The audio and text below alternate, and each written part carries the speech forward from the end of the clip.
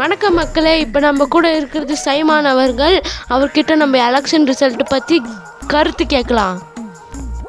Sir, இப்போ election result வந்துச்சுல்ல sir, அதில் உங்கள் ரிசல்ட்டு பார்த்து என்ன ஃபீலாக பண்ணுறீங்க?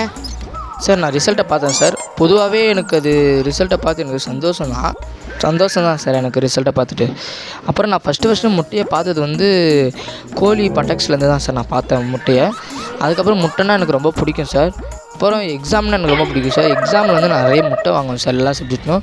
அதுக்கப்புறம் சத்துணு வந்து முட்டை போடுவாங்களா சார், கவர்மெண்ட் ஸ்கூல் பசங்களுக்கு தெரியும். சத்துணில் அவங்களுக்கு முன்னாடி போய் நான் வந்து முட்டை வாங்கி சாப்பிடுவேன் சார். அது வந்து கொஞ்சம் ரொம்ப பெருமையாக இருக்குது எனக்கு. உங்களுக்கே தெரியும், இப்போ நீங்கள் ரிசல்ட்டை பற்றி கேட்டுங்க, எலெக்ஷன் ரிசல்ட்டை பற்றி கேட்டுங்க சார். அதில் வந்து நான் முட்டை வாங்கியிருக்கேன் சார் தொடர்ந்து. அதனால் ரொம்ப சந்தோஷமாக இருக்குது சார்.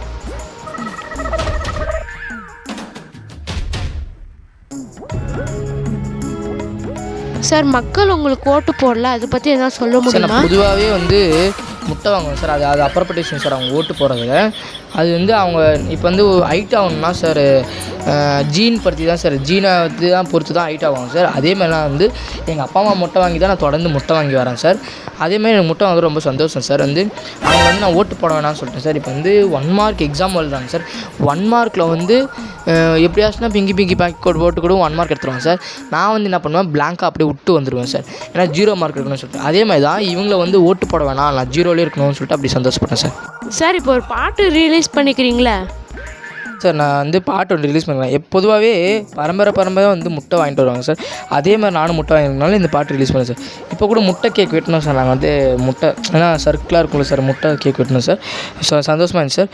பாட்டு கூட பாருங்கள் சார். இப்போ பாடுறேன். அவ்வளோதான் தெரியும் சார் எனக்கு. இந்த 2 லைன் தான். அதுக்கப்புறம் டப் பண்ணி நான் வந்து இது பண்ணிட்டேன் சார். ரொம்ப பிடிச்சிருந்துச்சு சார் முட்டை. எனக்கு முட்டைன்னா ரொம்ப பிடிக்கும் சார், அதனால தான். சார், இந்த முட்டை பற்றி ஒரு கருத்து சொல்ல முடியுமா? சார், பொதுவாகவே முட்டை வந்து இதில் என்னது கோழி பட்டக்ஸில் தான் சார் வரும். அதனால் நானும் வந்து சின்ன வயசுலேருந்து முட்டை ஃபஸ்ட்டு எப்பவுமே வந்து முட்டை வந்து யாராக இருந்தாலும் ஃபஸ்ட்டு எடுத்தோடனே வந்து சாதிக்க மாட்டாங்க சார். எப்பவுமே வந்து முட்டையிலேருந்து தான் போவாங்க. முட்டையிலேருந்து தான் 1 போவாங்க சார். 1% அப்படி 10% தான் போவாங்க சார். நான் வந்து என்ன பண்ணேன், 10% அப்படி முட்டையாக வந்தேன் சார்.